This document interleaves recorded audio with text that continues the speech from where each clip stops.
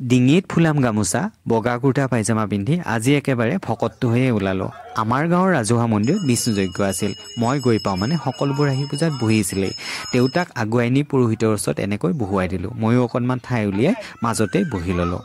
তাৰপিছত পুৰোহিতে এনেকৈ পুষ্পাঞ্জলি কৰিলে আৰু আমাক শান্তি কৰিলে ধুনীয়াকৈ আয়তীৰ মংগল উৰুলি আৰু শংখধ্বনিৰে পূজাভাগি হৈ গ'ল আৰু যেতিয়া হোম হৈ গ'ল হোমৰ ফুট সকলোকে এনেকৈ দিলে ময়ো হোমৰ ফুট ল'লোঁ ইতিমধ্যে আমাৰ ৰাজহুৱা যি ভোজনৰ ব্যৱস্থা কৰা হৈছিল সেইবোৰো হৈ গ'ল প্ৰথমে বুঢ়া মেথাসকলক বহুৱাই নি আমাৰ দেউতাহঁতক খাবলৈ দিলে তাৰপিছত সকলোৱে গ্ৰহণ কৰিলে তাৰপিছত এইফালে আকৌ আমাৰ আবেলিলৈ যি বিয়াহৰ ওজা মাতিছিলে ওজাপালি আৰম্ভ হ'ল ওজাপালি চোৱাত সকলোবোৰ ৰাইজ এনেকৈ বহি থাকিলে আৰু এইফালে আমাৰ মন্দিৰত ধুনীয়াকৈ প্ৰসাদৰ ব্যৱস্থা কৰা হ'ল প্ৰসাদ বিলোৱাই প্ৰসাদ বিলাই আছিল আৰু ধুনীয়াকৈ তামোল কাটাই তামোল কাটি থাকিল তামোল খুৱাই তামোল খাই থাকিল ধুনীয়াকৈ এইবোৰ আমাৰ কামবোৰ হৈ গ'ল সুকলমে আমাৰ বিষ্ণু যজ্ঞভাগী হৈ গ'ল ধন্যবাদ দেই